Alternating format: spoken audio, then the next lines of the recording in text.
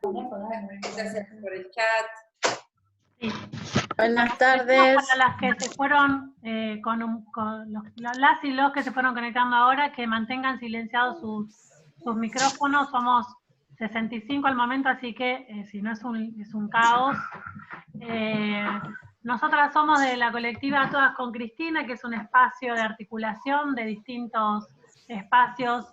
Hay organizaciones políticas, compañeras de distintas organizaciones, compañeras de distintos sindicatos, bueno, todas compañeras de distintos espacios del Frente Nacional y Popular, y bueno, que confluimos en este espacio que se llama Todas con Cristina, que ya tiene más de 10 años, que surgió justamente en defensa de Cristina, ya con los ataques que sufría por presidenta, pero sobre todo por mujer, allá con la 125, y a partir de ahí fuimos construyendo este espacio que tiene compañeras en todo el país. Acá hoy hay compañeras de varias provincias, de Salta, de la costa, de Entre Ríos, de Ciudad. Bueno, acá hay un bebé también. hay un compañerito que se hace escuchar. Bien, y además les queremos contar que desde Todas con Cristina, a partir del Registro Nacional de Promotoras que largó el Ministerio de Mujeres, Género y Diversidad, estamos haciendo un curso de formación de promotoras en género y diversidad. Y hoy hay varias compañeras que están participando, que se están formando en este curso. Así que bueno, también bueno, estoy atinada a esta charla justamente para este espacio de formación de promotoras que estamos llevando adelante, bueno, que en virtud del plan nacional que hoy se lanzó, también, bueno, va a tener un apoyo importante en este rol de las promotoras territoriales, porque bueno, justamente esa pata territorial y cercana con las mujeres y las diversidades que viven en situaciones de violencia es uno de los puntales, ¿no? De lo que podemos leer de este plan. Así que bueno, las preguntas las pueden ir escribiendo por el chat, y bueno, creo que ya estamos. Clau, te doy la palabra. Bueno, gracias Jazmín Ocampo, mi compañera que me precedió en la presentación. Claudia Perugino es mi nombre, bueno, con la mayoría nos conocemos.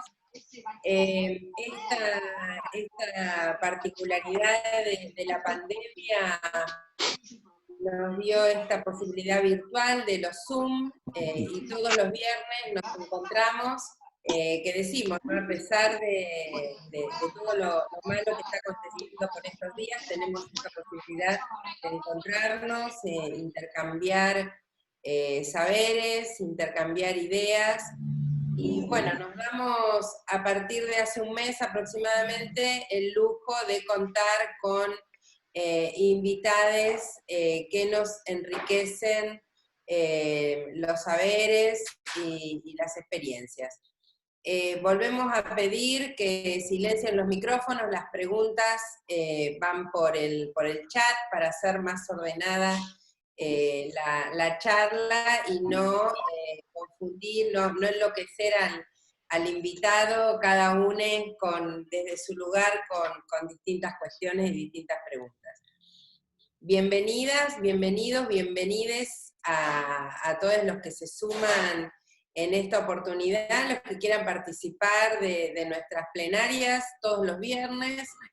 Difundimos el ID del Zoom para que se sumen, de modo que bueno, hoy contamos con la participación de Enrique Stola. Enrique es médico, psiquiatra, especialista en violencia contra las mujeres, en abuso sexual en las infancias, un gran compañero, un gran aliado, ¿sí?, para todas las que llevamos estas luchas en nuestros ámbitos profesionales, en nuestros ámbitos laborales. Siempre es una palabra que aporta, que suma, y es un gran batallador de nuestras luchas. Así que para las Todas con Cristina, y aparte decirle, es el tercer varón que ha participado de nuestras actividades en 11 años de vida de Todas con Cristina. Así que Enrique, sentite muy, muy halagado con esta invitación. Para nosotras la verdad que es un placer enorme. Apenas, les cuento, apenas le dijimos a Enrique que esté presente, dijo, pero claro que sí, cómo no. Así que bueno,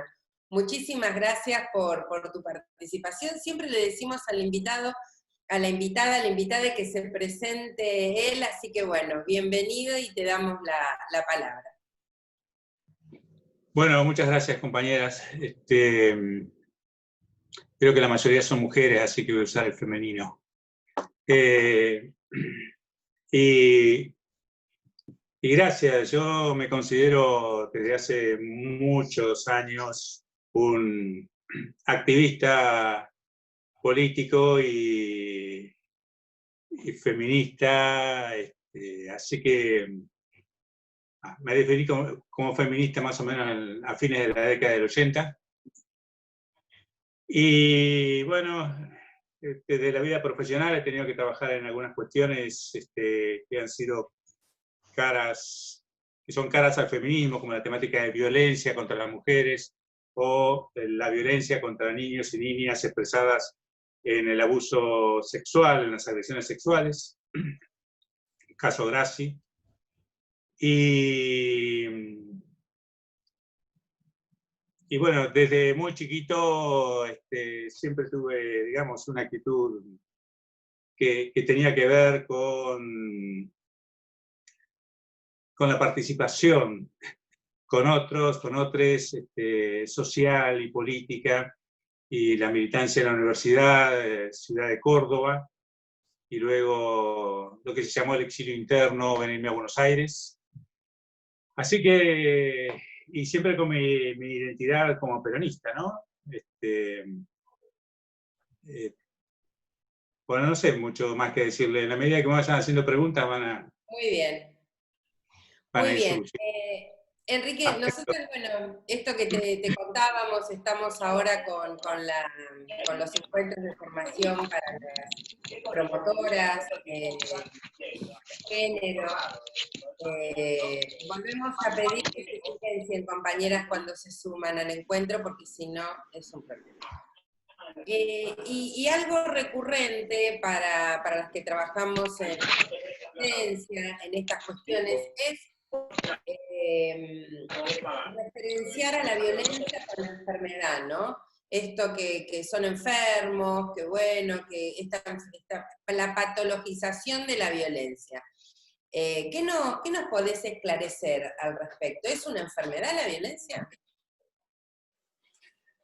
No, obviamente no. La violencia, digamos, el dispositivo de dominación masculina hizo mucho a través del discurso médico y del discurso psicológico de colocar a los machos violentos, los machos abusadores, dentro de son los monstruos, son los enfermos,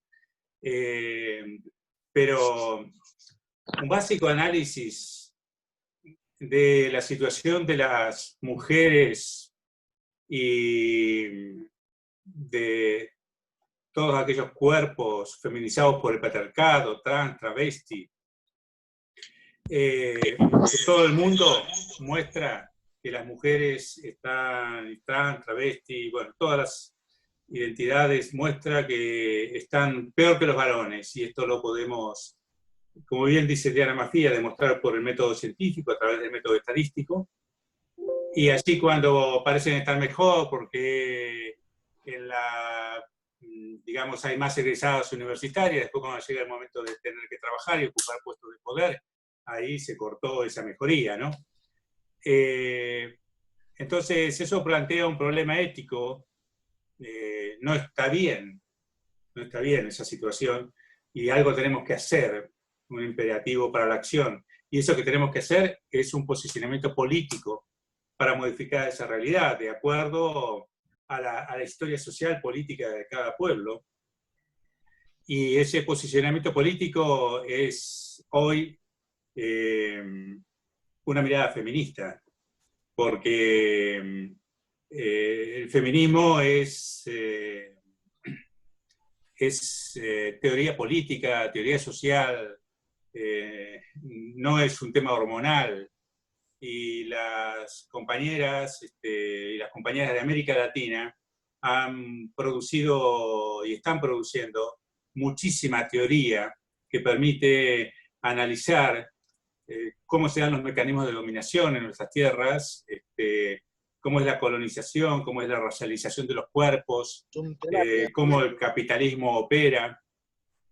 Entonces, en esa estructura social de dominación, los varones venimos socializados en modo dominación y tenemos una excelente escuela de educación sexual, por ejemplo, que nos impulsa es uno de los sostenedores de esta ideología, de esta concepción de dominio, ¿no?, sobre los cuerpos de las mujeres y cualquier cuerpo feminizado por el patriarcado, y niñas y niños, y es, por ejemplo, la pornografía. Y hoy vemos que los niños y también las niñas, ya a partir de los 8, 9, 10 años, están accediendo a ese tipo de educación que las coloca, el efecto que tiene, por ejemplo, sobre las jovencitas adolescentes, es que tienen la fantasía, la ilusión, la creencia que están llevando libremente su sexualidad, y en realidad lo único que están haciendo es responder a un modo sexual de relacionamiento que tiene que ver con los intereses masculinos. Entonces, la violencia de los hombres la ejecutamos en todos los planos, y doy un ejemplo, ¿no? Si vamos a la pareja heterosexual, ponemos el foco en esta pareja, en el matrimonio, esa institución tan terrible y tan nefasta que ha servido tanto al desarrollo capitalista en esta matriz cristiana, vemos que las mujeres, por el solo hecho de casarse, y yo recomiendo siempre, especialmente a las jóvenes, ¿no?, en los cursos, cojan tranquilas, tengan su pareja, hagan su vida, etc., pero no entren en la institución matrimonial porque se les va a caer la cultura encima, se les va a activar como si fuera un virus, se activa, y van a terminar laburando 3 horas más por día para atender al boludo que tienen al lado. Entonces, y multipliquen 3 horas más por día, por 7, por 30, por 12 meses, por años. Y bueno, y esta es una forma de dominio, porque como bien dice Rancière, un filósofo francés, uno domina quitándole el tiempo a la otra, en este caso, ¿no? Sacándole el tiempo a la otra.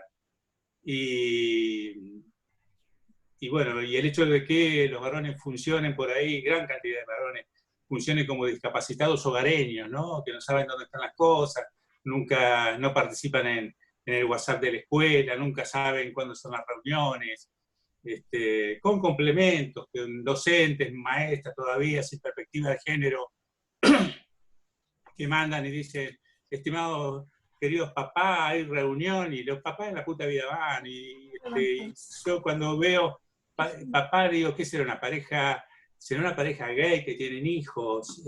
No, están englobando, y de nuevo ese mecanismo de ocultar a quien se hace cargo de las tareas de cuidado. Entonces, la violencia se da en todos los planos. Fíjense, hoy en tiempos de COVID, ¿quiénes han puesto el cuerpo y quiénes han permitido que las sociedades funcionen?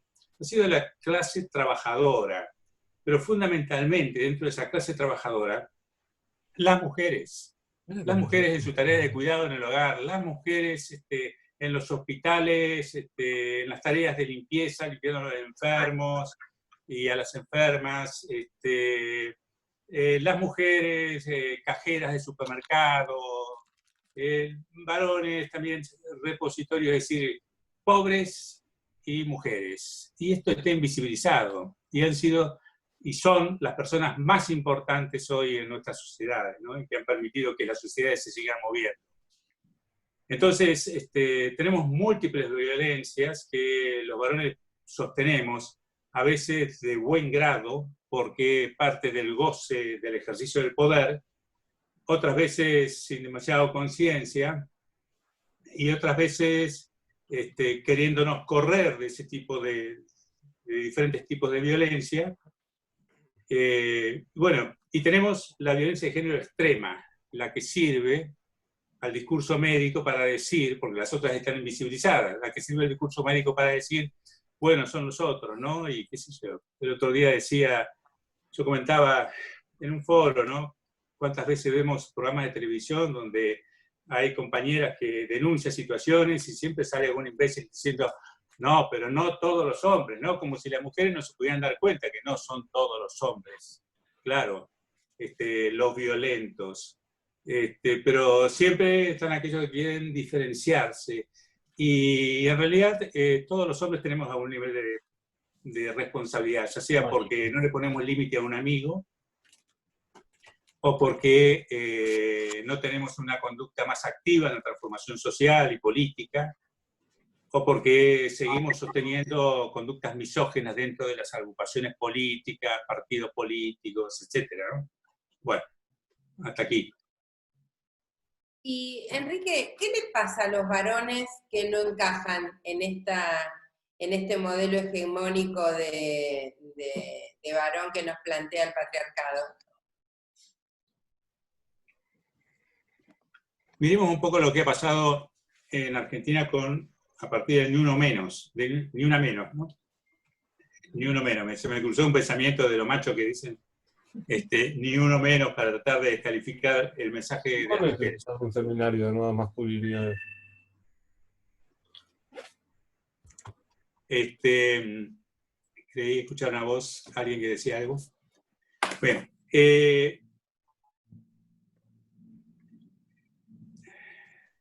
yo siempre insisto en que los hombres no cambiamos por hacer cursos ni hacer seminarios. Una palabra que se usa mucho, deconstruirnos, deconstruirnos, deconstruirnos. En realidad, un término que ha trabajado muy bien otro filósofo, Derrida, pero que se refiere a textos, a discursos. Judith Butler los llevó al tema de género. Pero muchas veces parece que fuera una cuestión moralista, ¿no? Bueno, los hombres tienen que responsabilizarse de cambiar, los hombres tienen que pensar lo que están haciendo mal. En realidad, como todo proceso de cambio, son procesos colectivos. Y ahí cuando las mujeres dicen no, los hombres nos reacomodamos.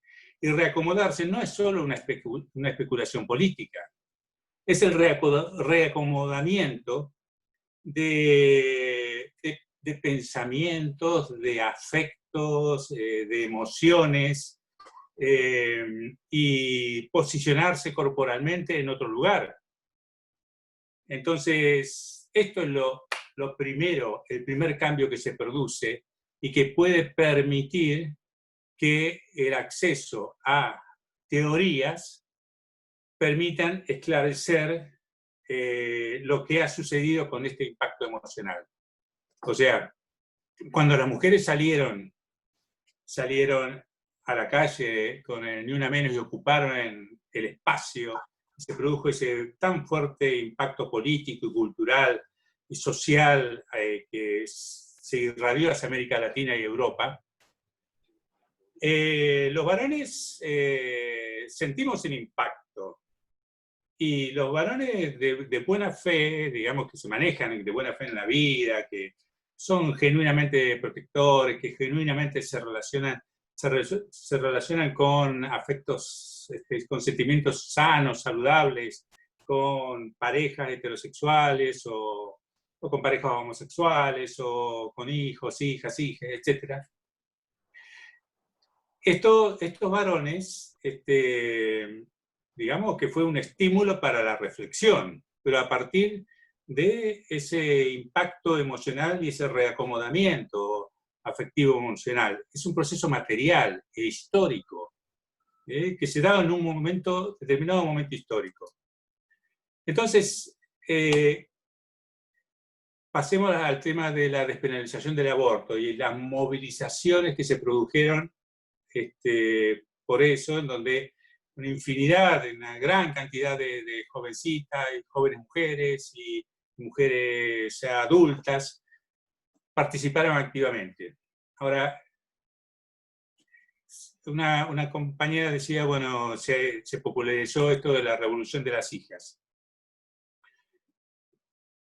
Estas eran jovencitas que, por un lado, venían viviendo en una sociedad que iba adquiriendo derechos. Se habían dado leyes que significaba algo así como vamos ganando siempre.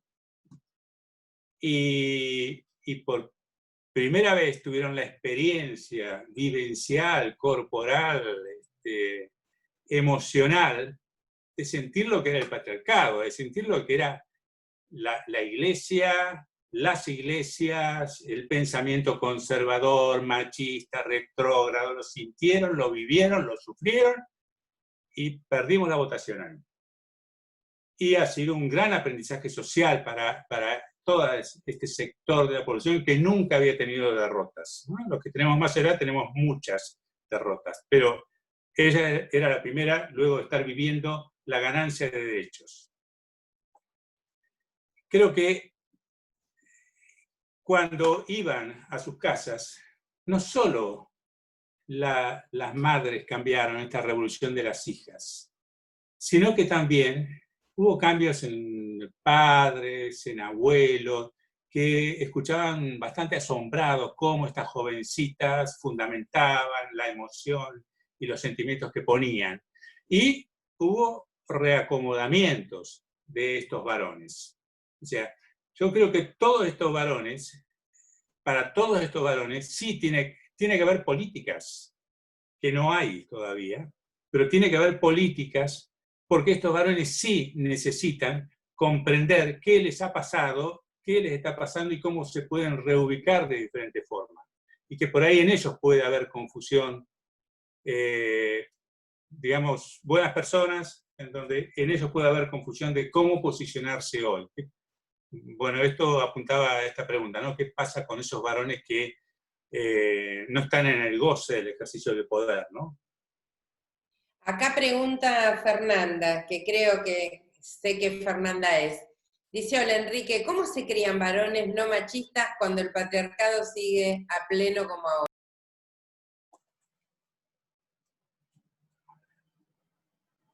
Sí, esta es una pregunta que tiene que ver, que yo la asocio siempre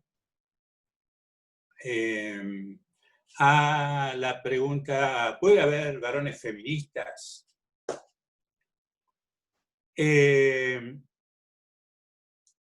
Yo, bueno, en la medida que pienso que el feminismo es teoría política, pero además el feminismo es un posicionamiento existencial, una forma de ver la vida, una forma de relacionarse, una forma de luchar por la igualdad, pero no una igualdad así a futuro, sino en el aquí y ahora, una forma de igualar en el ejercicio de derechos.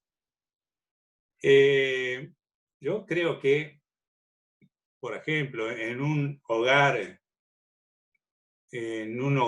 o una pequeña comunidad, en un grupo de mujeres feministas, yo no dudo que van a implementar las formas educativas igualitarias, democráticas, al respeto de los cuerpos, que es algo que debería instrumentarse a través de la educación sexual integral, pero que hoy está ahí aplicándose como si fueran lunares en algunos colegios, en algunos cursos, ¿no?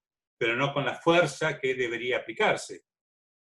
Entonces, yo creo que más allá que el patriarcado, la estructura patriarcal, que con su dispositivo de dominación masculina se va reacomodando permanentemente, hoy tiene profundos resquebrajamientos.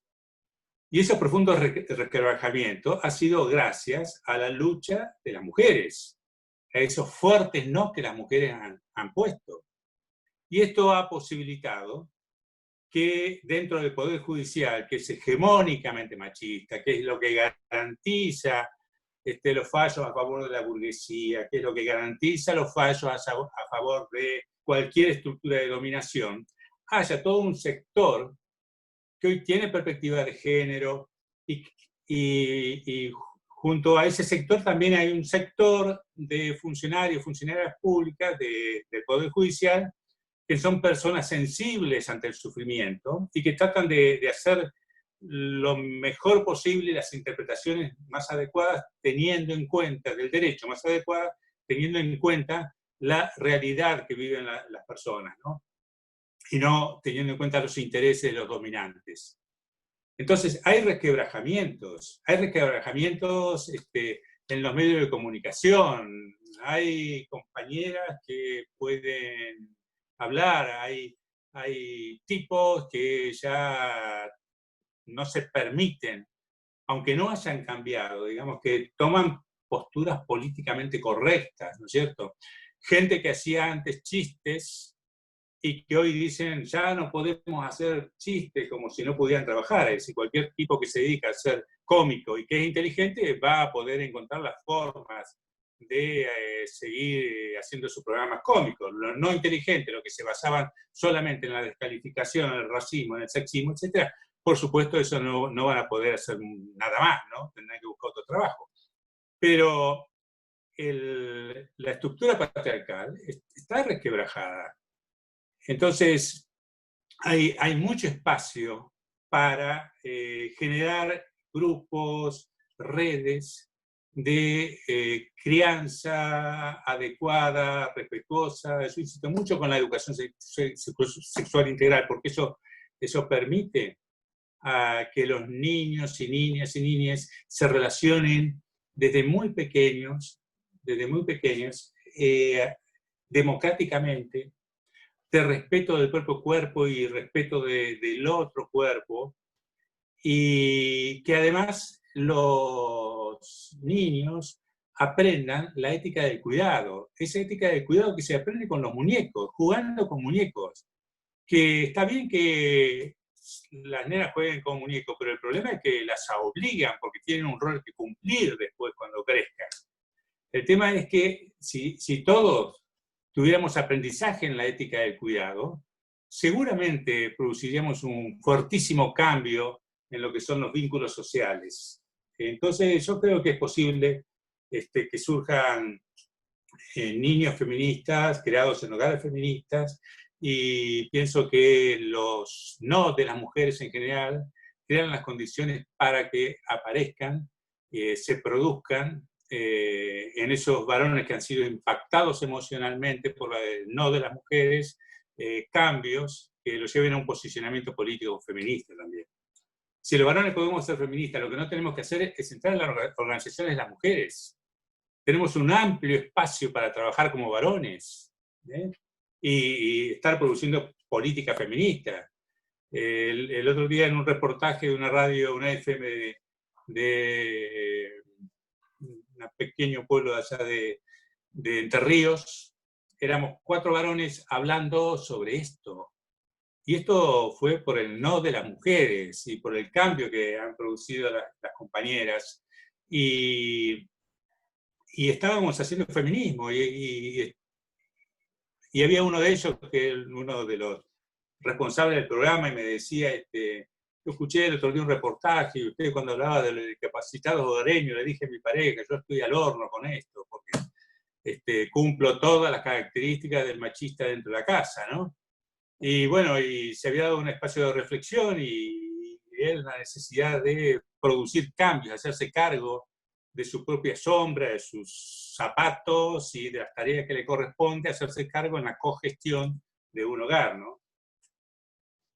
Bien, Acá surge una pregunta bien interesante, ¿no? Porque también estaba la acotación de Ana, cuando a veces los tenemos que echar de nuestras columnas, en los encuentros nacionales de mujeres, o en las manifestaciones por el aborto, que está buenísimo que participen, pero acompañando, no queriendo ser protagonistas. A veces nos pasa con algunos varones, no voy a hacer nombres porque son varones públicos, que toman nuestras banderas y nos empujan para querer estar en la primera línea, ¿no? Y en función de esto, Emma Geneiro dice, ¿de qué manera podemos organizarnos activamente los varones con perspectiva de género sin interferir en la organización de las mujeres y disidencias? Muy buena pregunta.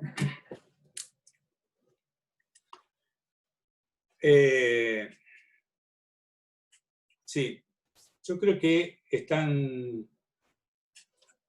A ver, voy a dar por un lado mi posición primero, ¿no? Cuando se producen se llama que va a haber una marcha, se publicita de mujeres en función de intereses con la cual muchísimos varones podemos sentirnos convocados. Mi posición ha sido siempre, si una sola mujer dice que los varones no tienen que ir, yo creo que no hay que ir a esa marcha. No hay que ir. Tenemos muchas actividades que se pueden realizar en ese momento. Acompañar, tuiteando en las redes sociales, hacer grupos, otros grupos de padres jóvenes que quieren que cuiden a hijos, hijas, hijes, mientras sus parejas van a la marcha. Hay muchísimas actividades que se pueden hacer. Hacer en ese momento grupo de debates de varones, etc. No hay por qué, si hay compañeras que dicen que quieren estar solas, quieren llevar adelante esa reivindicación solas. O en última instancia, bueno,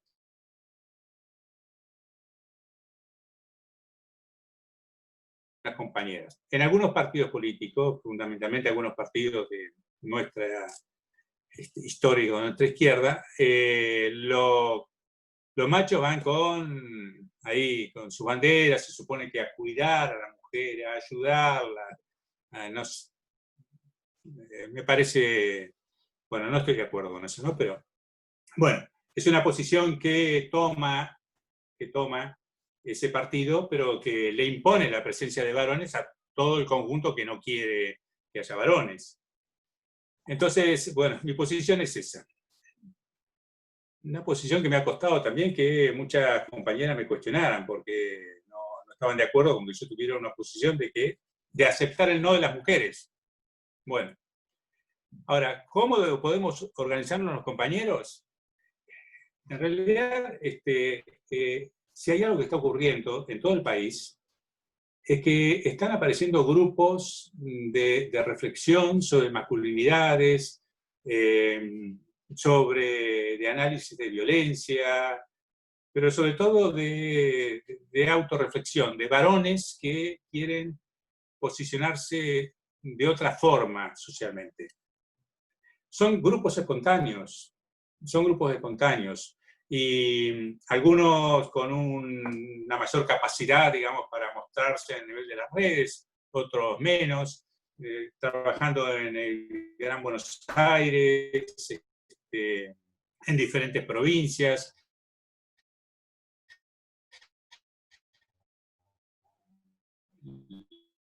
La verdad que es una... La otra vez vi en La Matanza también, se reunían en una plaza y convocaban a discutir sobre este tema. Lo que no hay es política. Si hubiera una política hacia los varones, a todos,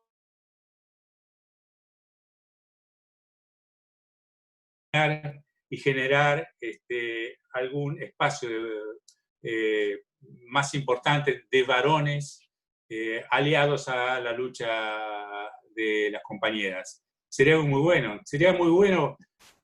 Les doy un ejemplo, ¿no? Acá no existe un teléfono para varones que estén en situación, que puedan ejercer violencia.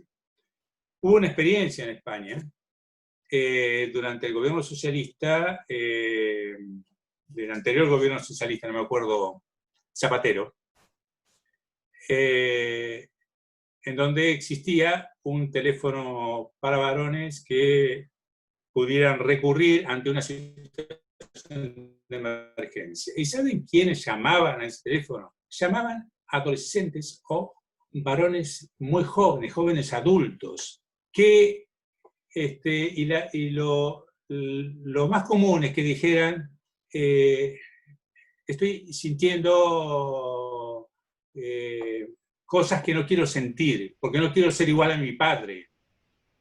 No quiero ser igual a mi padre. Y pedían ayuda. Y seguramente si tuviéramos un teléfono y hubiese varones, adolescentes y jóvenes adultos, que son los que pueden modificar su conducta, sinceramente, las que lo pueden modificar, y seguramente, y le diéramos respuesta, seguramente tendríamos podríamos captar una cantidad de varones que estaban por el aprendizaje social que habían tenido en sus casas o en sus grupos, etc., muy dispuestos a sostener la violencia, pero que también por alguna razón estaban dispuestos a no sostenerla, tenían experiencia para sostenerla, pero querían no sostenerla, y podríamos dar la posibilidad de cambio. Pero bueno, insisto, no hay política, ¿no?, para varones. Sí, no hay políticas para varones que quieran sumar a la lucha, ni para varones también que quieran salir de sus prácticas de violencia, ¿no es cierto? Es como un gran vacío de políticas públicas. Bueno, convengamos que hoy Alberto anunció, el presidente de la Nación anunció el tan esperado plan, que bueno, hasta ahora, desde la ley, desde el 2009, de la sanción de la 26485 hasta ahora, podríamos decir que hemos tenido así alguna que otra política pública, pero no hemos tenido la decisión política fuerte de dar pelea a esta problemática de la violencia que nos lleva tantas vidas de mujeres y diversidades, y que condenan a muchas a vivir una vida en violencia, ¿no es cierto?, con su ciudadanía limitada, coartada. Así que bueno, esperemos que lo de hoy sea más que una expresión de deseos, una propuesta real y concreta de políticas, pero sí, es la falta de planteo y quizá también esto, ¿no?, la falta de varones, y no soy demagógica, saben las que me conocen que no es mi estilo, pero la falta de personas como Enrique Stola en algunas áreas de nuestro gobierno responda a esta falta de respuesta, ¿no?, de poder pensar también en políticas que no sean coercitivas, que no sean de coacción contra estos hombres, que no sean de obligarlos, sino, bueno, generar espacios donde poder pensarse, porque muchas de las preguntas que nos llegan a partir de esta charla es esta, ¿no? José Luis, por ejemplo, dice: veo en mi práctica médica que los varones adolescentes están atravesados por discursos de madres feministas. Y hay otra pregunta por ahí que dice: sí, los varones pueden tener otra educación desde las casas, pero cuando van a la escuela se encuentran con maestras con fuertes prácticas patriarcales, con profesores que refuerzan este rol de dominación de los varones. Entonces, es difícil sobrellevar todo esto. Sí, claro. Sí, claro que es difícil, porque los procesos de cambio son colectivos, ¿no? Pero hay que intentarlo, y yo creo que más allá de que creo que hemos tenido todos la experiencia de tener personas cuidadoras madre, padre, personas cuidadoras en nuestra historia. Y si algo podemos detectar siendo pequeños, es la coherencia que pueden tener nuestro papá, nuestra mamá, la persona que nos cuida. Y creo que la mayoría tenemos, hemos aprendido de la coherencia. Cuando hemos visto que esas personas cuidadoras han sido coherentes en sus conductas, nos han dado un ejemplo que se incorpora, ¿eh? y que está ahí. Si eso va acompañado de límites, de afecto y de buenas explicaciones de cómo se dan las dinámicas, bueno, haremos nuestra experiencia, nos bandaremos para un lado, para otro, pero en algún momento, en la madurez, en el comienzo de la madurez, los clics se van a empezar a producir. Entonces, yo tengo mucha confianza en que eso es posible.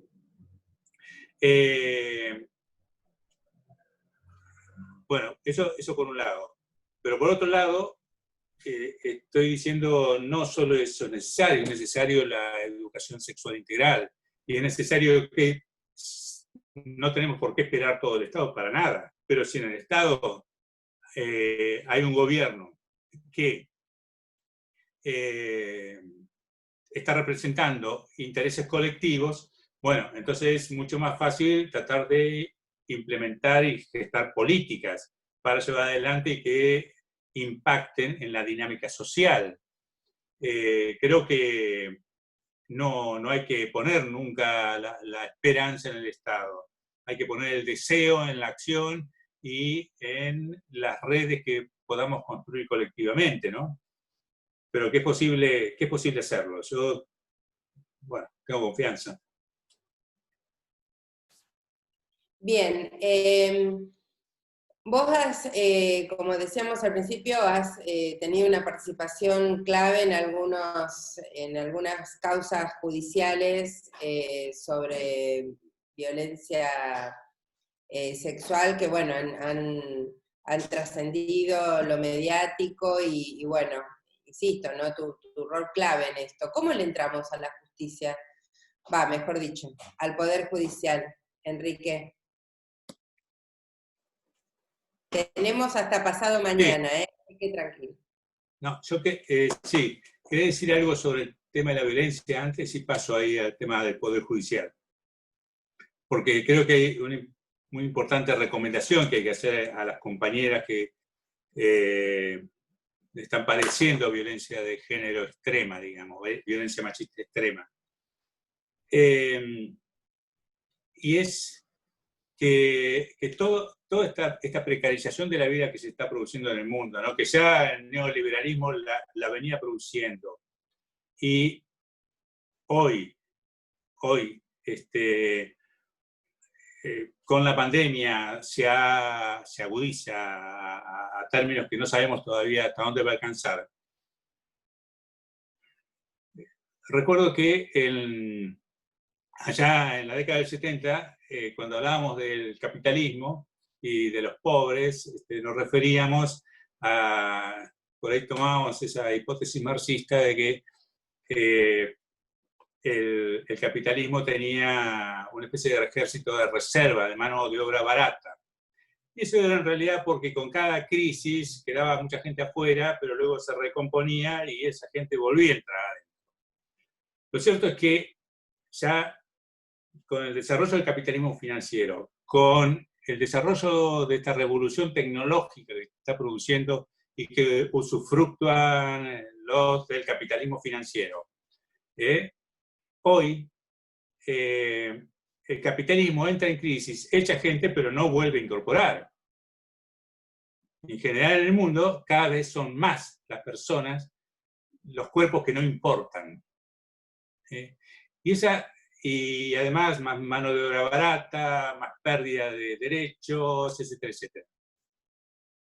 Todo eso es un golpe fuerte a lo que en algún momento fue un golpe fuerte, fue un golpe mortal ya eso, a lo que en algún momento fue ese mandato al hombre de que debía ser el proveedor en la casa, ¿sí? Y que era macho por ser proveedor. Entonces por ahí tuvimos papás o abuelos o conocidos que laburaban hasta la década del 70, 75, laburaban 20 horas al día, no veían a los hijos, etc. Por ahí el domingo tenían un momento libre para estar en la familia, pero se sentían bien, se sentían machos porque habían logrado sostener y cumplir con ese mandato patriarcal. Después se morían 10 años antes, 15 años antes, lo que sigue ocurriendo. Pero hoy ya no existe esa recompensa simbólica. Entonces, por un lado, hay un aumento de la violencia que tiene que ver con ese ejercicio de poder de yo me siento macho y este espacio me pertenece, porque hasta el tipo más pobre de la tierra tiene derecho a tener un cuerpo al cual dominar, que generalmente es un cuerpo de una mujer, o a veces es un niño o una niña. Entonces, podemos esperar, es posible esperar, de que todo esto lleve a un aumento de la violencia de género extrema, precisamente por esa degradación de la vida que hay, de la calidad de vida. Esto por un lado. Y por otro lado, hay una hipótesis muy interesante de Beatriz Gimeno, que ha sido presidenta del colectivo LGTB de España y actualmente es la presidenta del Instituto de la Mujer en Madrid, del Gobierno Nacional, no de la Comunidad de Madrid, sino del Gobierno Nacional, que dice que, bueno, que hay un espacio en donde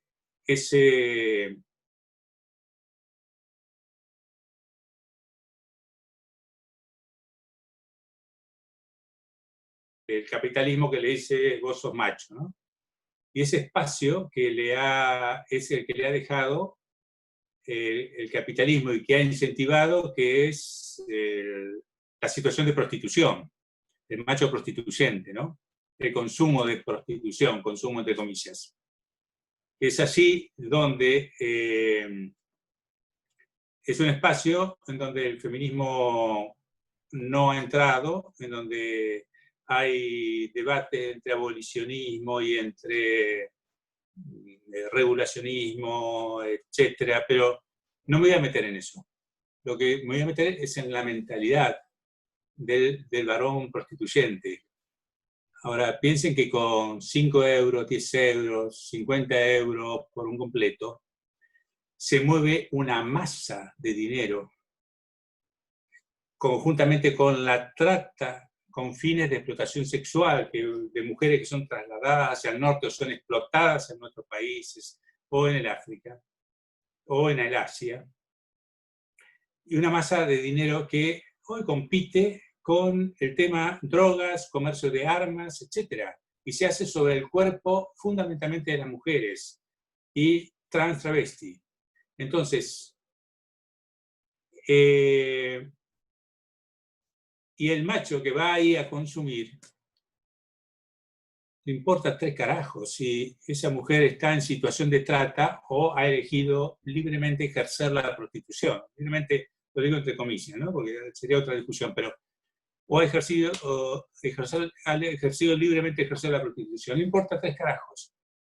Él lo que quiere es que ese cuerpo que tiene enfrente se someta a su deseo. Y cuando sale de allí, a los 10 minutos, a los 15, a los 20 minutos, a la media hora, sale sintiéndose macho.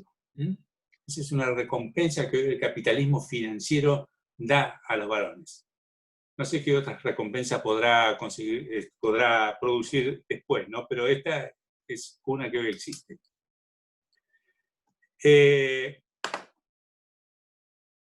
Pasemos al al tema de la justicia. Yo creo que lo primero que hay que decirle a las compañeras que están sufriendo violencia de género extrema es, por favor, rompan con la creencia de que todas, todos somos iguales ante la ley. Eso es un verso neoliberal que no existe. No somos iguales ante la ley. No somos iguales ante la ley. Y una mujer de clase acomodada, media alta, que hoy tenga problemas porque sus hijos fueron abusados por un tipo que es empresario y que tiene mucha guita, etc., se va a dar cuenta dolorosamente, va a descubrir que no es igual ante la ley. Porque, bueno, porque las mujeres en general, y muchas más si son de clase media baja, y mucho más si son de clase baja, si son trabajadoras, mucho más si están marginadas y pertenecen al espacio de los cuerpos que no importan, si es trans, travesti, tienen una ciudadanía restringida. Tienen una ciudadanía restringida. Entonces hay que romper esa idea de que somos iguales ante la ley y decirles, si te acercás y es necesario recurrir al Poder Judicial, porque es necesario, es una institución que tenemos y que se supone administra esa justicia, que no creo, no existe, podemos lograr actos justos ahí, podemos lograrlo. Es una lucha de poder, de fundamentaciones, pero sobre todo es una lucha de poder. Porque esas mujeres van a entrar, tienen que ir no con ingenuidad, porque si no van a entrar al Poder Judicial y se van a encontrar con una trituradora de carne, ella y sus hijos y sus hijas. Poder Judicial que, como todas las instituciones, está organizada por este dispositivo masculino en función de los intereses masculinos. A ningún juez o jueza le interesa en general. Tres carajos, sí, la mujer tiene que llevar a los chicos a la escuela, se tiene que trabajar, cuáles son los horarios más convenientes para la mujer, niñas, niños, etc. No les importa. Las asistan cuando se les ocurre, como si fueran varones, porque los varones tienen siempre una mujer que se haga cargo de sus cosas. Pero las mujeres no tienen quien se haga cargo de sus cosas, y tienen que hacer ellas cargo de sí mismas, de sus cosas, y también de las cosas de otros adultos y por las tareas de cuidado, etcétera, etcétera. Entonces, ¿cómo entramos a la justicia? Yo creo que la ley Micaela ha sido un gran avance. Que no esperemos que los machos y las mujeres machistas, ahí, porque el patriarcado tiene género que es masculino, pero el machismo atraviesa todos los cerebros, cambien por la ley Micaela. Seguramente van a cumplir, va a poner la cara, etc. Lo que pasa es que nos da una herramienta importante, porque allí donde no haya un fallo o un dictamen con perspectiva de género, entonces vamos a tener ahí un argumento fuerte, un lugar fuerte donde apoyarnos y discutir y cuestionar. Si además contamos con apoyo político, bueno, va a ser mucho más fácil la pelea ahí adentro. Pero va a ser una pelea fuerte, Sí.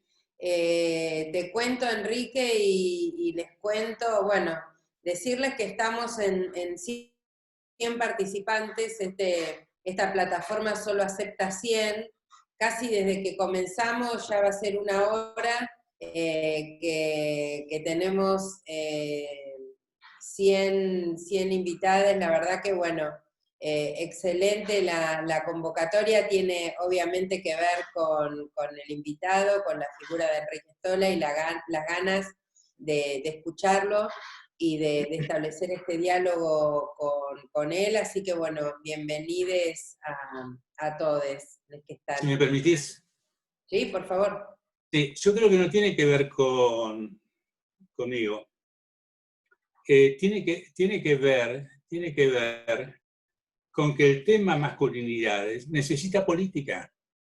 La otra vez las compañeras del ministerio me invitaron, junto con otro compañero, Estefana, a un debate y les dije,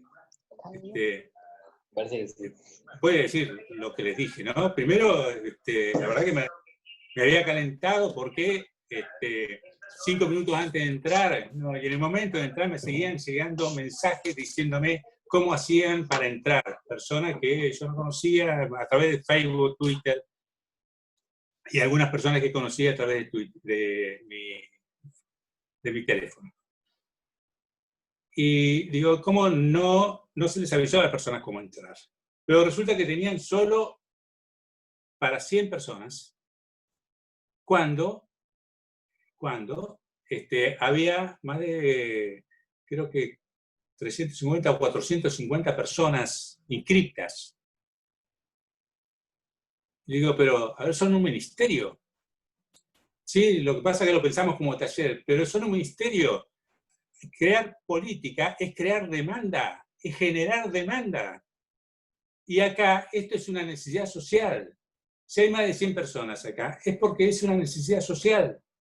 Y necesitamos canalizar esa demanda y generar demanda, estimular a los varones a que participen. Entonces, el tema, en la medida que lo pongamos en agenda, van a participar muchísimas mujeres que quieren entender este proceso de las masculinidades, porque lo sufren, y van a participar muchísimos varones porque también quieren ver qué está pasando y cómo pueden posicionarse de otra forma, cómo pueden colaborar, etc., ¿no? Porque no tienen interlocutores en el campo del Estado. Bien. Así es, compartimos 100% la afirmación. Enrique, acá todas dicen lo mismo, excelente, totalmente de acuerdo, se necesita políticas reales, una necesidad social, exacto.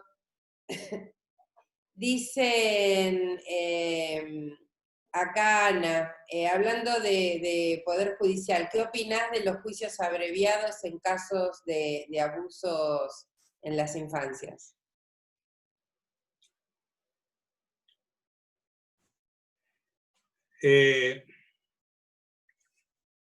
A ver, yo no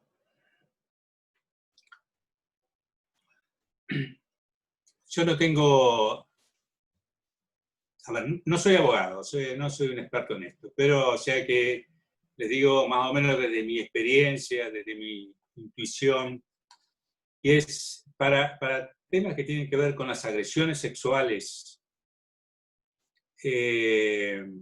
a niños, niñas, niñas, a la infancia o a mujeres, trans, travesti, yo no estoy de acuerdo con el juicio abreviado. Yo creo que hay que se tiene que dar el debate, además del por qué se producen estas cosas. Debe estar la cuestión política presente. Ahora, lo cierto es que necesitamos también jueces, necesitamos por lo menos fiscales que tengan formación en género para llevar adelante eso. Porque por ahí nos hemos encontrado con fiscales, qué sé yo, me acuerdo en San Isidro hay una fiscal, no recuerdo ahora su nombre, pero 2 veces tuvimos que hacer campaña para que se corriera porque a 2 mujeres cuyos parejas habían matado a su hijo, las acusaba de abandono de hijo, etc. Eran mujeres que no habían tenido obviamente nada que ver con la muerte, el asesinato de sus hijos y además sufrían violencia por parte de ellos. Entonces, he tenido que intervenir en algunos juicios así y realmente discutir fuerte con fiscales que tienen una mentalidad machista es pesado, pero se tiene que dar el debate. En general no estoy de acuerdo con los juicios abreviados para este tipo de situaciones. Después hay que ver el tema de las penas, porque tampoco sirven hay pedidos de penas cada vez más altas. Si vemos que la cantidad de delitos en general que se llegan a esclarecer andan en el 3, 4%, cualquier pena más alta solamente aplica para ese 3 o 4%. En realidad había que poner más estímulo en que se concreten reales investigaciones, enseñarle a investigar al Poder Judicial, enseñarle a investigar a las fuerzas de seguridad, etcétera, ¿no? Habría que desarrollar otros espacios y lugares que no caigan sobre el cuerpo de las mujeres, los niños y las niñas, ¿no? Sí, otro problema habitual que nos encontramos cuando llevamos adelante este tipo de batalla judicial es la participación de psicólogas, de psicólogos, que la verdad tenemos muy pocos, los pocos que se animan a participar en estos juicios muchas veces sufren el backlash, que es esta venganza, podríamos decir así, ¿no es cierto?, del patriarcado contra y los profesionales que se animan a declarar y acompañar a las niñas y a las madres protectoras. También la necesidad, Enrique, de incorporar la perspectiva de género en las universidades, en todas las carreras, ¿no? Porque, Sí. bueno, las universidades, todo el tiempo expulsan profesionales sin perspectiva de género. Y esto es un grave problema, porque no solo no contamos con ellos a la hora de dar las peleas judiciales, sino muchos de ellos se incorporan a la función pública como peritos, como funcionarios y funcionarias judiciales, y realmente tenemos otro obstáculo, ¿no? Allí. Gente que en teoría debería ser amigable para estas demandas terminan siendo parte del problema en vez de ser parte de la solución. Sí, el tema es que la perspectiva de género no está presente en la formación universitaria y veremos qué va a pasar a partir de que se empiece a implementar la ley Micaela en las universidades. Ahora, hay algo que Eva Giberti viene hace muchos años, muchas veces en soledad, muchas veces más acompañada, solicitando de que haya una ley que impida a los abusadores y golpeadores iniciar demanda contra los psicólogos y psicólogas y psiquiatras que trabajan en la temática de abuso sexual a favor de las víctimas. Y necesitamos esa ley. Necesitamos. Si en última instancia hay una evaluación que hace un profesional que no es correcta, bueno, en el debate se caerá, punto. Pero no soportar un juicio de ese profesional o esa profesional, tener que pagar honorarios que no tiene, porque generalmente además las mujeres que son madres protectoras, en general han sufrido además violencia económica. No tienen medios para pagar a abogados, abogadas, para pagar peritos, etc. Gran parte como tantos y tantas colegas que hemos hecho trabajo absolutamente gratuito y tenés que bancarte además las agresiones, las campañas y muchas veces los juicios por las afirmaciones que haces. Afirmaste lo que viste, lo evaluaste, uno tiene experiencia, saca una conclusión, la escribe y después tenés que bancarte un juicio. Entonces tiene que haber una protección. Pero lo que ocurre es que todo está armado para beneficiar a los golpeadores, a los abusadores. Los jueces se llenan, y muchos fiscales, de estadística, pero con gente de clase media baja y marginados, de cuerpos que no importan. Pero condenar a los que tienen plata, y ahí está el gran curro, que tienen estudios muy importantes, con fuerte influencia en los jueces, y que muestra esto de que no somos iguales ante la ley, ¿no?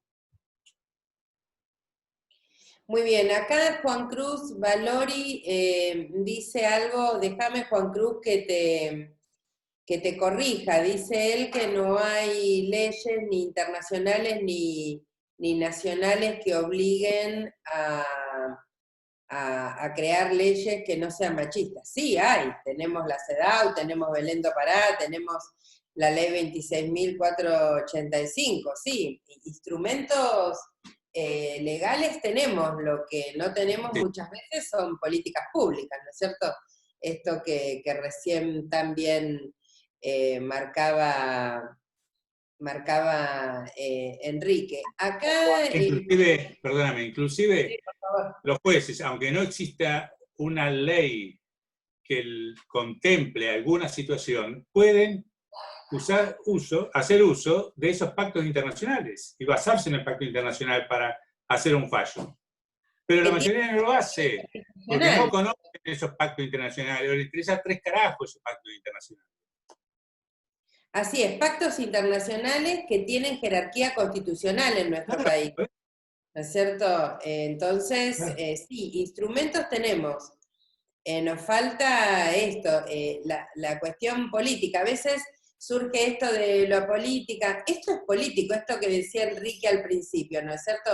Es un posicionamiento ideológico, es un posicionamiento político. Asirnos de algunas decisiones o no. Nada está por fuera de la política. Te quería comentar, para darte un poco de respiro también, esta semana, cerca de los tribunales de Lomas de Zamora, aparecieron unos pasacalles que yo dudé entre viralizar o no, porque a veces uno, bueno, entra en estas dudas si contribuye o no. Rojos, muy grandes, ¿sí? En letra roja, dice: mujeres, tenemos impunidad para hacer falsas denuncias. Ley 26.485. ¿No es cierto? Con toda esta cuestión del falso síndrome de alienación parental, ¿no es cierto? Toda esta ideología de que las madres le llenan la cabeza a sus hijos para que denuncien a los padres. Estos pasacalles alrededor de tribunales en este contexto de pandemia, cuando sabemos que no cualquiera se sube a un camión y cuelga, ¿no? Esto con una actitud absolutamente amenazante tanto para las madres que reclaman como para los integrantes del Poder Judicial. ¿Qué nos podés decir del falso SAP y de lo que nos cuesta implementar la ley de protección integral para prevenir, sancionar y erradicar la violencia contra las mujeres? Sí. El que se llama síndrome de alienación parental es un instrumento de violencia de género dentro del Poder Judicial, que se usa en todos los países occidentales, o sea, que tienen una fuerte matriz cristiana. Que se sostiene con 2 parámetros. Uno, el macho es el jefe de familia, es el padre, por lo tanto, siempre tiene que estar, aunque se coja a los chicos.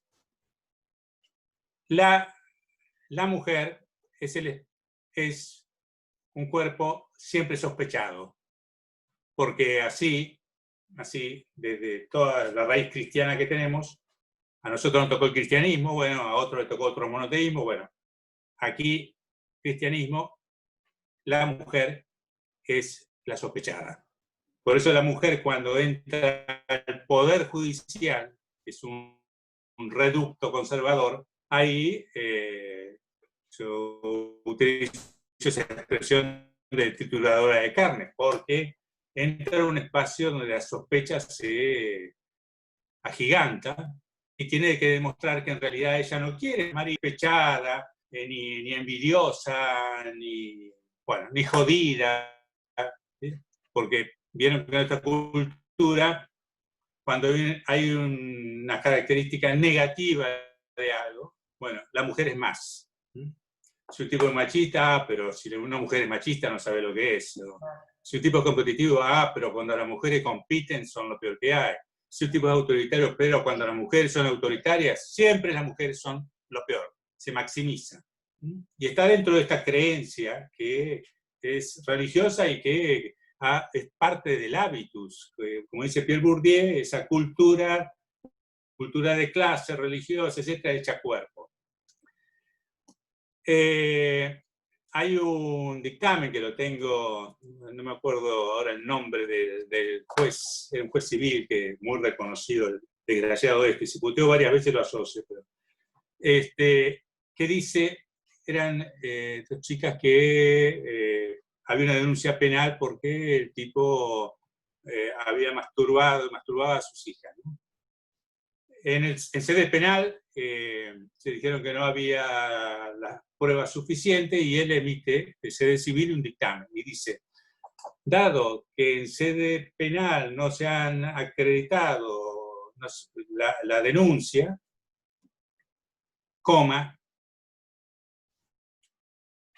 un espacio más, ordénase la revinculación del señor tal con sus hijas.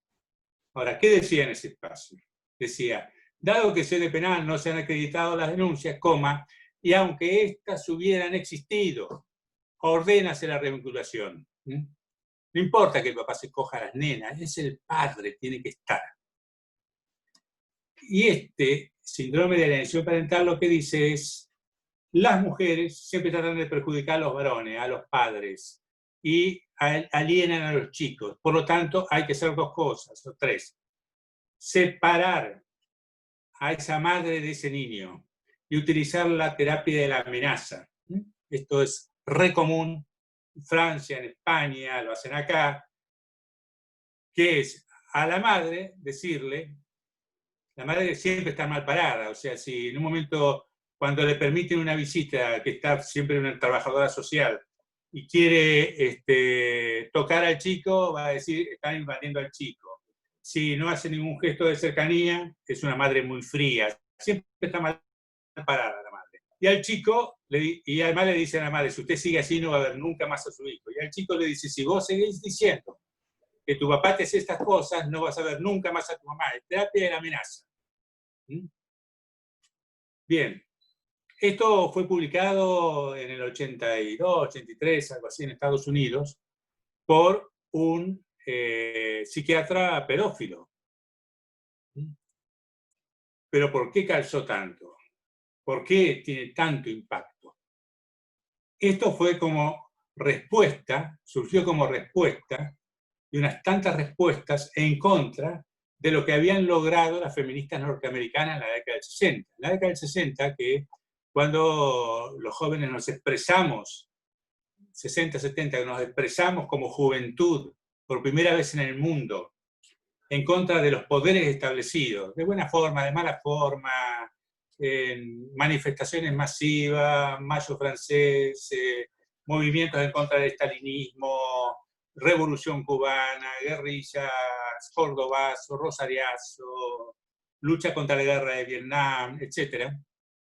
Movimiento hippie. Ahí surge Stonewall, que las compañeras trans liderando grupos gays se enfrentan con la policía y comienza a hacerse visible la lucha gay y la lucha trans, travesti. Se empieza a romper el binarismo que tanto había servido al desarrollo capitalista, pero las mujeres norteamericanas, las feministas norteamericanas, lucharon y lograron la despenalización del aborto en algunos estados e hicieron visible que el lugar más peligroso para las mujeres era la propia casa y que el lugar más peligroso para los niños y niñas era la propia casa, porque ese buen cristiano, padre de familia, hombre que respondía a ese modo de ser americano, se cogía a los chicos, a sus hijos, incesto paterno-filial. Y en esos años comenzaron las mujeres a perder el miedo y empezaron a denunciar no solo la violencia de género que llamamos, sino el abuso sexual, el incesto paterno-filial. y vino la respuesta, vino la contraofensiva, y la contraofensiva, la respuesta fue esta: síndrome de alienación parental, que lo comenzaron a usar y se distribuyó y se sostiene en base a esta creencia, que es el macho es el jefe de la familia, no importa lo que pase, es el padre, y como padre se tiene que respetar. Y entonces, con las denuncias falsas ocurre más o menos lo mismo. Si la mujer siempre trata de joder al hombre, siempre trata de joder a los varones, obviamente que va a denunciarlo falsamente, y está lleno, dicen, está lleno de denuncias falsas. España, que tiene un buen análisis de seguimiento de todas las denuncias y análisis de los resultados, etc., lo que sería la Procuración Española, no recuerdo el nombre que tiene, esto lo pueden localizar en internet, el año pasado, haciendo el seguimiento de varios años, el porcentaje de denuncias falsas era el 0,01% y se detectaba como denuncia falsa.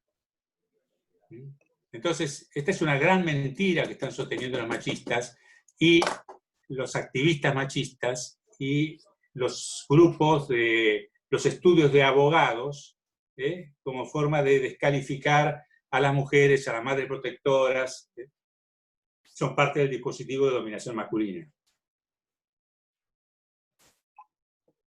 Así es, y bueno, ustedes, nosotras, bueno, yo y un grupo de compañeras somos de Lomas, y en los tribunales de Lomas de Zamora, bueno, el caso histórico de Andrea Vázquez y su batalla por sus hijos, recién ahora hemos logrado que una de las juezas denunciadas por la revinculación de los hijos de Andrea con el abusador, hemos logrado que se jubile, ni siquiera se pudo avanzar con el juicio, liberamos a la ciudadanía de la zona porque Silvia Villaverde se jubiló. Ojalá la hubiéramos corrido con otro argumento, pero bueno, nos queda la jubilación. Todavía lo tenemos a Lulio como juez de familia. Enrique, te cuento porque esto es un hecho gravísimo que vivimos,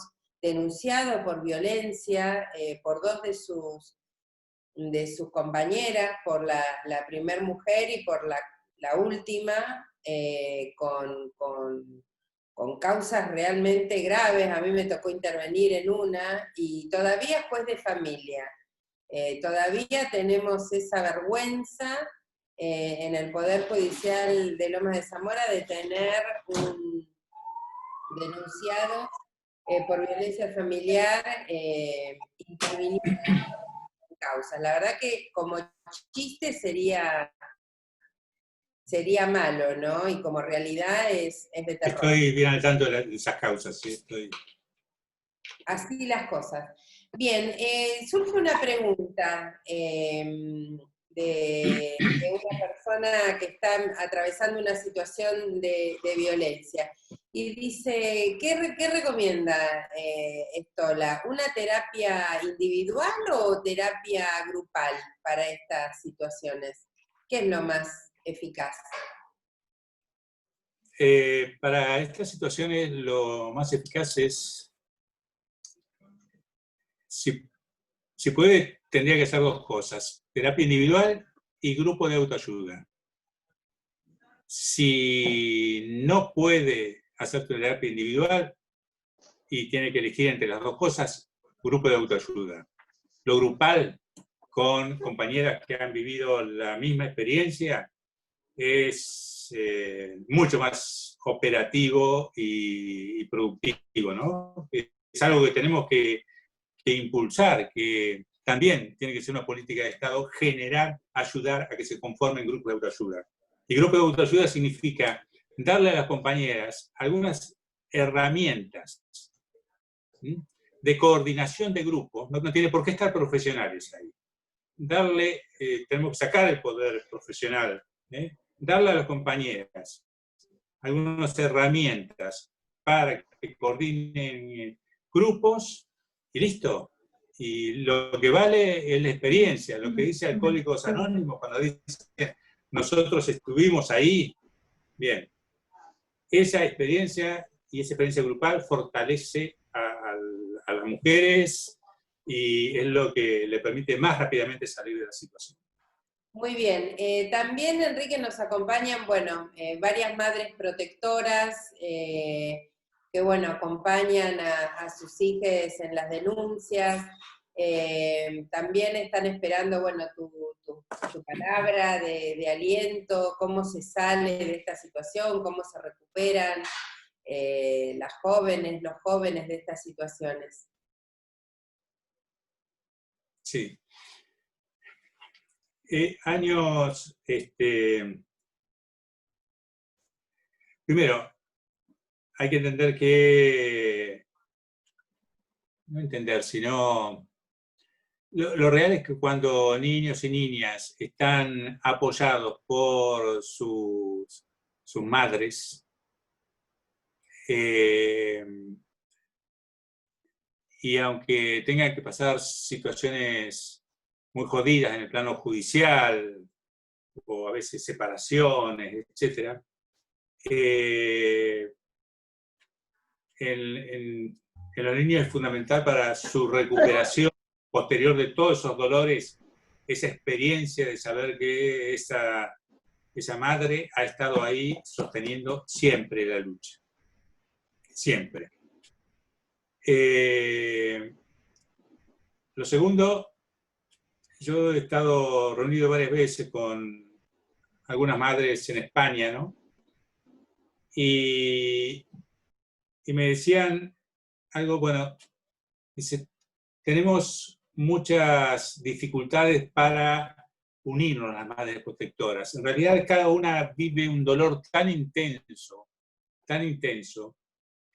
que a veces cuesta sostener los grupos, porque esa situación personal y con su propio hijo, hija o hijos, hijas, hace que a veces al priorizar situaciones que tienen que vivir, bueno, se perjudique la dinámica grupal y duren poco los grupos.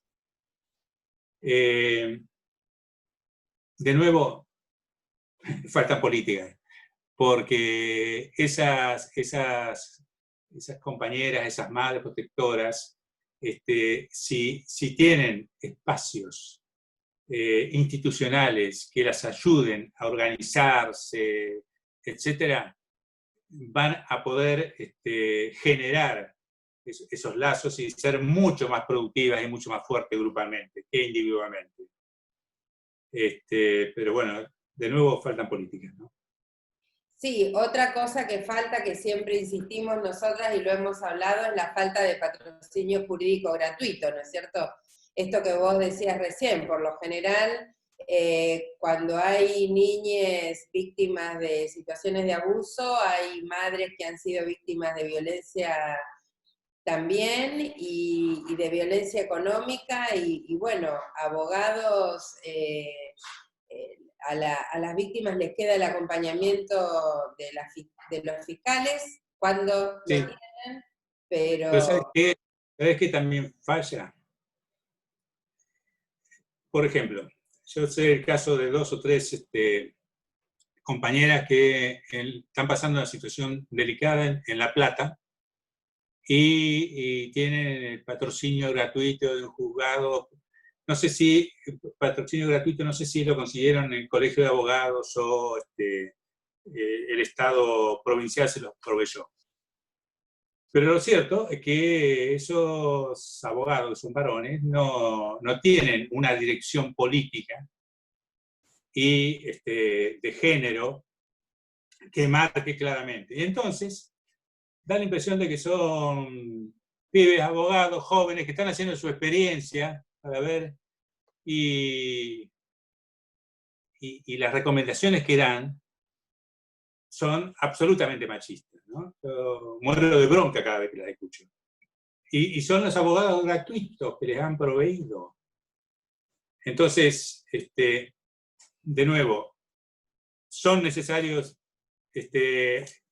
es necesaria la asistencia jurídica gratuita, pero esos abogados tienen que tener formación, tienen que responder a una dirección que realmente controle las intervenciones, y tiene que ser gente comprometida. Si va gente a hacer la experiencia ahí, es fácil detectar si van a hacer la experiencia profesional, sin mayor compromiso.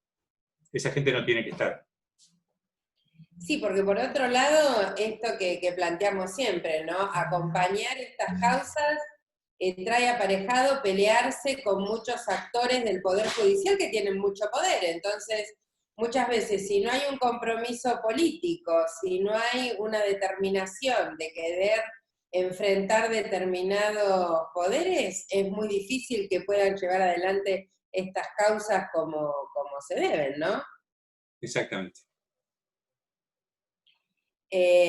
La verdad que, bueno, es recurrente el planteo, nos llegan un montón de mensajes por privado también, porque, bueno, es un problema que todavía no tiene solución y es una de las políticas públicas más esperadas, porque, bueno, nuestra ley, la 26485, también plantea la necesidad del patrocinio jurídico gratuito especializado en perspectiva de género también. Y todavía, a pesar de que, bueno, en algunos lugares, esto que cuenta Enrique, el Estado provee, todavía no da resultado por la falta de capacitación. Acá dice Liliana, las mujeres refugiadas con niñez, ¿cómo se llega a decidir el tiempo que tiene que estar en el refugio? Y no sé, se evalúa Yo no según sé, pero deberíamos avanzar hacia una política que haga que cuando se dan las condiciones materiales, es decir, que hay una casa en donde la mujer, donde se puede cambiar la cerradura, etcétera, bueno, el que se tenga que ir sea el tipo.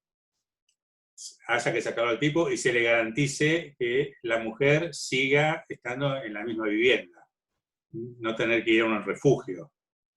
Y darle un lugar a ese varón con la exigencia de comenzar ahí entrevistas psicológicas compulsivas.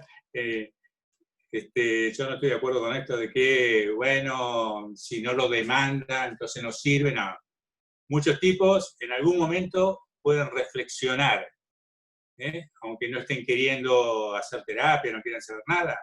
Si es alguien con experiencia que va a trabajar con ellos, puede reflexionar. Y dos, que no sé, puedan analizar, tengan por lo menos sesiones psicoeducativas, ¿no? La alternativa de poder pensar sobre su conducta, pero que sean las mujeres las que se queden en las casas. Sí, te cuento, Enrique, que nosotras las Todas con Cristina somos las madrinas del refugio de acá de Lomas, que lleva el nombre de Fátima Catán, que fue una joven víctima de femicidio. Y lo que nos cuentan las compañeras responsables es que muchas veces lo que ocurre es que cuando las mujeres se externan, no tienen garantías para alquilar, no consiguen dónde alojarse. Entonces, acá también, ¿no es cierto?, debería haber una red del mismo municipio, de provincia, que puedan salir de garantías, como ocurre, por ejemplo, en los bancos, ¿no? Nosotras dimos, por ahí está Sara Pérez, no sé si está todavía, que es la responsable, sí, ahí está Sara. ¿Qué hace Sara? La responsable del programa institucional contra las violencias de la Universidad de Quilmes y del diploma de abordaje a las violencias que damos en Quilmes, y cuando lo dimos en la bancaria, contaban que algunos bancos les salen de garante a las trabajadoras cuando tienen que ir a alquilar una casa, y esto está invisibilizado, pero es una problemática muy habitual, ¿no? La mujer que se va de la casa porque esto, no le queda otra, o vive en la casa de la familia del agresor y necesita una nueva vivienda, y es imposible porque no tiene recursos materiales para hacerlo.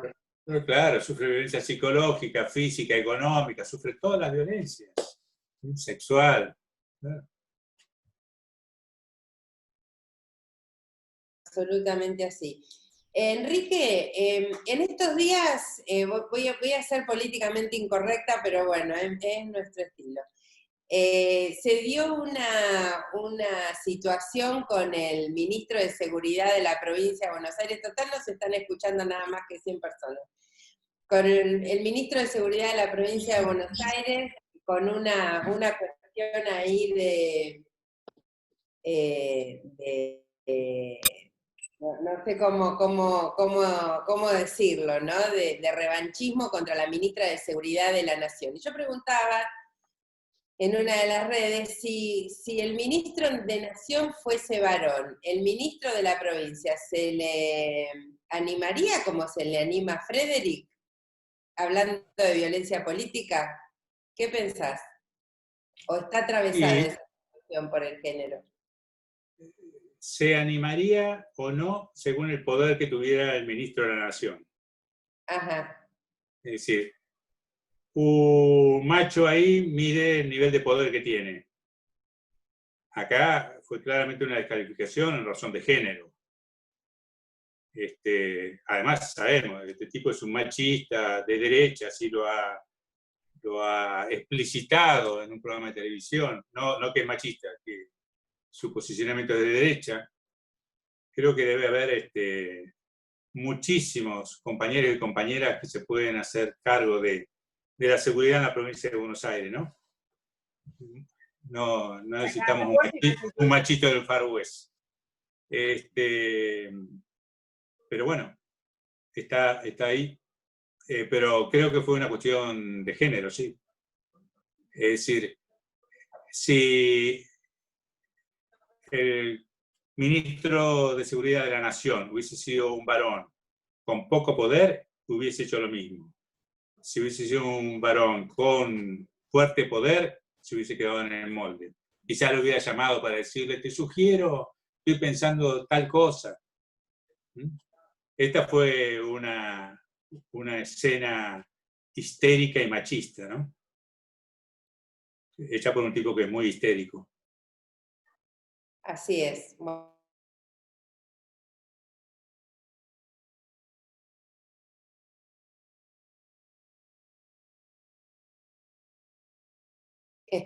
Que no. Enrique, Me río por la posibilidad de que me inviten, ¿no? Te va a colocar el macho dando clase ahí. Te imaginas. No, acá con el grupo nuestro, ¿sabés cuánto dura? 5 minutos. Ni 5 minutos. Nos googlea un poco y dice que se le cortó la luz. Como para ir cerrando, porque ya no queremos abusar de nuestros invitados, ya vamos más de 1 hora y media de charla, hablamos de la necesidad de políticas públicas que tengan que ver con afianzar otro rol de las masculinidades, de los varones en nuestras sociedades, hablamos de la necesidad de políticas que tengan que ver con acompañamiento a víctimas, a madres protectoras, a las niñeces víctimas de abuso.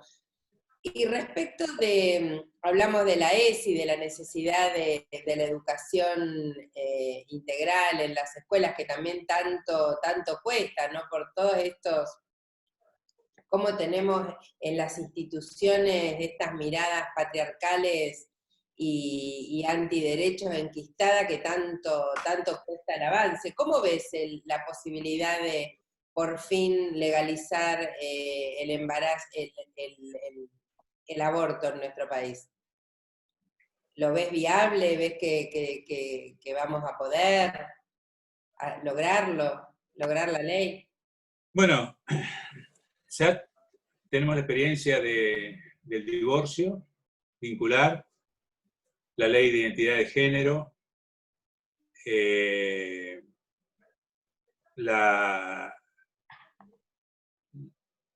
necesitamos, o sea, la ley del casamiento igualitario, la cual apoyé a pesar de que me parece espantoso casarse, pero era una situación de discriminación, la apoyé.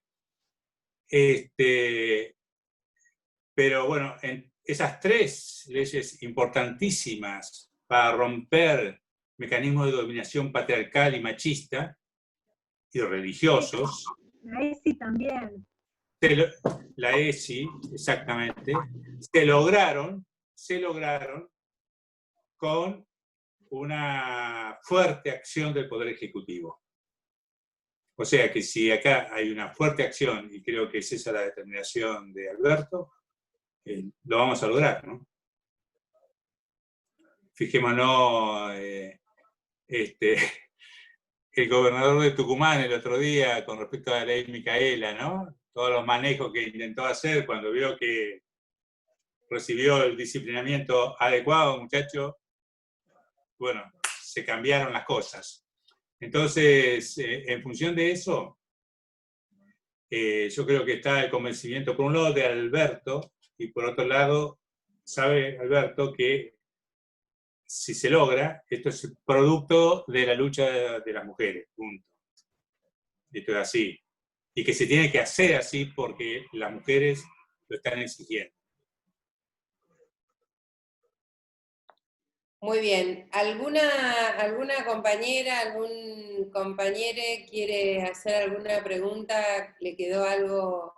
A ver, levantamos la mano. Ahí, a ver. Susana. Escribila, Susana, así lo vemos. ¿Alguna otra? Alicia Ramos también. Alicia Ramos de Salta, a ver, Ali. Gracias. En principio, saludarlo a Enrique agradeciéndole porque hace muchos años lo invitamos y vino a Salta junto en ese momento con Perla Prigoyen. Y la verdad es que, bueno, ahora de nuevo gracias por sus saberes en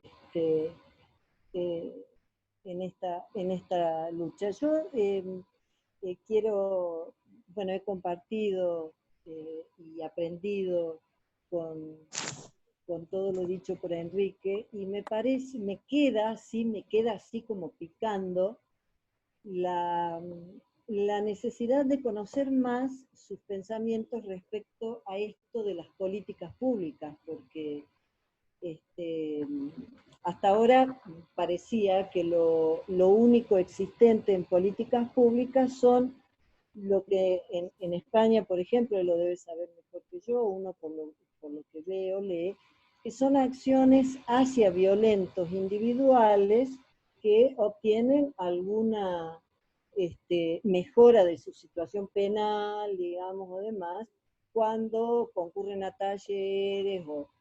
Bueno, eso yo creo que son más planos individuales. Me parece que vos, Enrique, te estás refiriendo más a políticas públicas más universales, y la pregunta sería, o la motivación de poder conversarlo en otra oportunidad. Vos hablaste del goce del ejercicio del poder, ¿no? Por parte de los varones, también de que son procesos colectivos, y eso es crucial tenerlo claro. Pero no, me gustaría pensar en políticas, en ejemplos de políticas públicas que no pueden agotarse con la ESI, y que cuáles serían, inclusive dentro de esto, las prioridades, porque, y además puede que vos, de ese goce del ejercicio del poder, ¿cómo podríamos, qué pasaría con eso? ¿Tendría otras direcciones, otros canales? No sé, hice una melange, pero es que así de complejo es este tema. Nunca se ha hablado de políticas públicas en, qué sé yo, por ejemplo, en una socialización secundaria, ya a partir de la escuela. Yo creo que ahí la escuela tendría que tener un rol muy importante, es decir, cómo ¿cómo se puede gozar de una situación de no ejercicio del poder con también un patriarcado que todavía, y eso también lo manifestaste, sigue vigente en muchas de sus estructuras?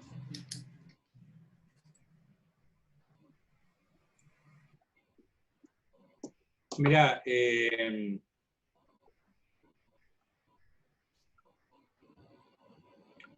creo que, como dicen, como dice hoy con el tema del COVID, estos que quieren que no haya cuarentena y que se contagien con el efecto, ¿cómo le llaman? Rebaño. Rebaño. Yo hace muchos años, en el 2012, ahí con un compañero fuimos invitados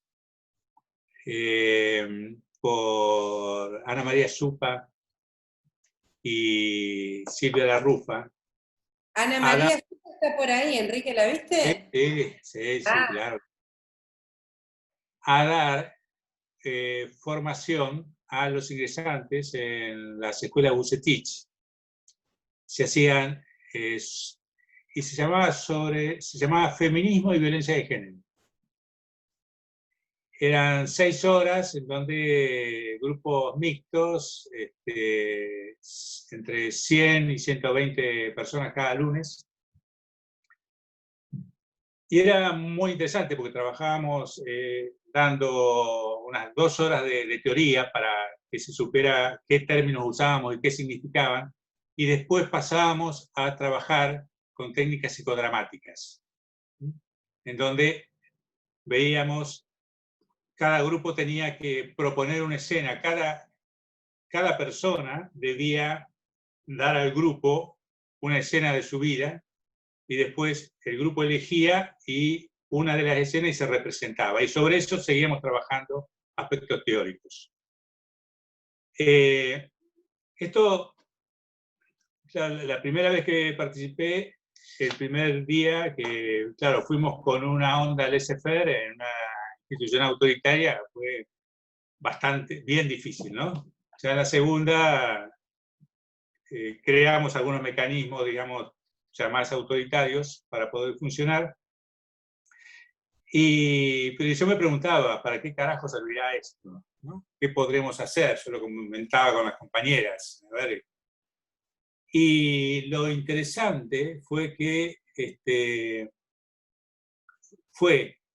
primero, que compañeras, mujeres, estudiantes, pudieron tener en esas 6 horas posicionamiento en donde discutían mano a mano con los varones.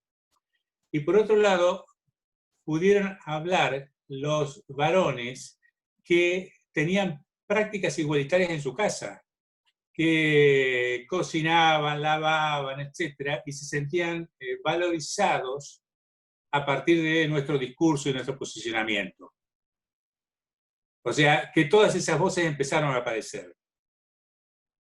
Si uno, y esto fue hecho solamente con los ingresantes, si uno piensa que si lo haces con los ingresantes y lo haces en el segundo año de formación también, que le vas dando formación, posibilidad de voz, de experiencia y de análisis, yo no dudo que si esto hubiera seguido y si esto se hiciera en un organismo de seguridad como es la policía, habría hoy una gran cantidad de funcionarios y funcionarias que tendrían mucha claridad de respeto sobre el respeto de los cuerpos y los posicionamientos y lo que es el feminismo y el lugar que tiene que ocupar y cómo tiene que ser la escucha ante la mujer que viene a denunciar violencia o abuso sexual. Entonces, una política en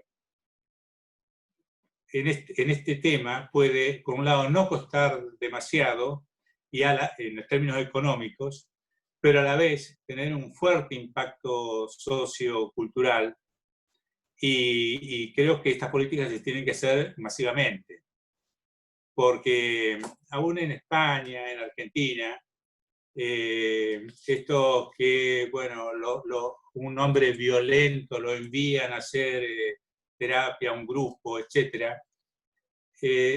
También están los grupos que nadie les paga, los compañeros que sostienen y compañeras que sostienen esa actividad gratuitamente, los jueces envían ahí a los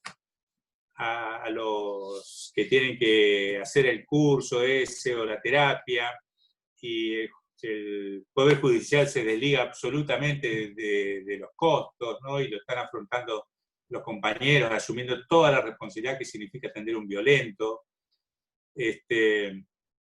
Por eso, insisto, necesitamos políticas macro, no programitas. José Luis Lucchesi había levantado la palabra, sí. A ver. Volviendo al tema de Bernie, yo creo que lo tendrían que invitar, porque él habla de que su única jefa es Cristina, lo dice constantemente. Él dice, yo voy con ideas y salgo con las ideas de ella. Entonces sería interesante que un grupo de mujeres lo invite y explique esto, y se tenga que ver con mujeres. Claro, no me parece porque él se llena la boca constantemente de que él responde únicamente a Cristina, no habla de otro jefe político. Así que me parece una excelente propuesta la de José Luis. Claro, yo lo conozco, somos amigos con Enrique, no hay problema, pero creo que sería ideal agarrar y decirle, bueno, a ver, ¿cómo es este tema? Es otro psiquiatra, José Luis. Porque digo, ¿por qué él tiene este semblante? Bueno, nosotras lo invitamos a ver. De ir a cada lugar a armar quilombo, está armando una cuestión política él, personal. Entonces, bueno, pero ¿quién le avala esa política? Preguntémonos. Bueno, él nombra a su jefa política Cristina, nada más. Y no tiene ningún problema en decirlo. Bien. Cuando los demás tratan de despegarse de Cristina. Bien, muy bien. Bueno, recién decíamos, ya estamos casi en 2 horas de charla, me parece que ya, Jazmín, podríamos estar cerrando. Saludamos a María Rosa Martínez, diputada nacional, que anda por ahí, a Eva Limone, que también anda por ahí, concejala de acá de Lomas. La concejala, te contamos, Enrique, más joven de la historia yo creo que del país. La tenemos de concejala Evi, atenta, escuchando la charla, y bueno, elogios para nuestro invitado de hoy, Jas. Seguís vos, ya que se durmió el niño. Sí, no, la verdad es que muchas compañeras y compañeros que se fueron despidiendo, agradeciendo el espacio, agradeciendo la calidad de la charla. Silenciate, por favor, José Luis. Que... no me silencié, discúlpame. Ahí está. Bueno, nada, agradeciendo el espacio. No sé si está María Rosa por ahí, que quería saludar, porque se conectó especialmente, ahora no la veo con cámara, pero bueno, agradecerte un montón esta posibilidad de escucharte, Enrique, de que nos ayudes a pensar también lo que falta, ¿no? En perspectiva de cómo podemos seguir construyendo lo que falta. Me parece que de eso se trata, ¿no? De poder pensar juntos y juntas cuáles son, bueno, hacia dónde vamos construyendo lo que viene, que el feminismo tiene un poco esa impronta de ir pensando para adelante y, bueno, y poder tener una mirada crítica sobre lo que pasa, pero con propuestas, ¿no? Digamos, ese también es un poco nuestra impronta como mujeres militantes, ¿no? También comprometidas. No nos quedamos mirando y criticando, sino que pasamos a la acción, pasamos a la propuesta, y justamente esa es nuestro compromiso transformador, ¿no? La política tiene que servirnos justamente como herramienta para transformar la realidad, y eso es un poco el desafío, así que te agradecemos un montón tu participación, y bueno, creo que ya estamos para cerrar. ¿Algo más que quieras agregar? No, nada más, muchísimas gracias, y un abrazo para todas, y bueno, nos encontraremos en el trabajo.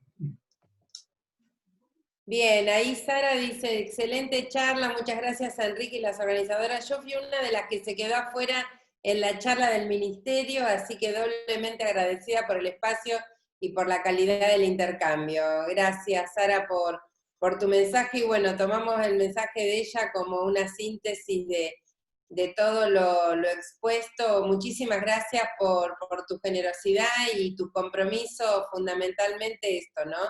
Desde la lucha de las madres protectoras, desde causas tan duras, y vos siempre ahí bancando, acompañando y dando las batallas que hay que dar. Así que nuestro reconocimiento, querido compañero, y nuestra gratitud enorme por estas 2 horas maravillosas que nos has hecho pasar, a pesar de transitar cuestiones tan duras, ¿no? Porque siempre decimos, hablamos de violencias, hablamos de situaciones difíciles para las personas, y bueno, muchas gracias por tu calidez y tu sabiduría para nosotras. Bueno, todas hermosas palabras para vos, así que bueno, un fuerte aplauso para Enrique de la PCC. En cualquier momento te afiliamos acá. Bien. Así que bueno, muchas gracias. Y saludos a todas, nos reencontramos. Ok, suerte. Chao, hasta luego. Gracias. Gracias a todas por estar, compañeras. Hermosa charla. Adiós, buen fin de semana. Chao, hasta luego, excelente. Chao, Jazmín. Chao, Gracias. Chao, Tere. Gracias, buenísimo. Gracias. Chao, compañeras, nos vemos. Chao, el próximo viernes. Hasta el próximo viernes. Chao, Claudia, hasta el miércoles. todas. Compañeras. Chao a todas. Chao. Un abrazo. Berta, logramos que Berta se sume. Como en un día, invitamos un varón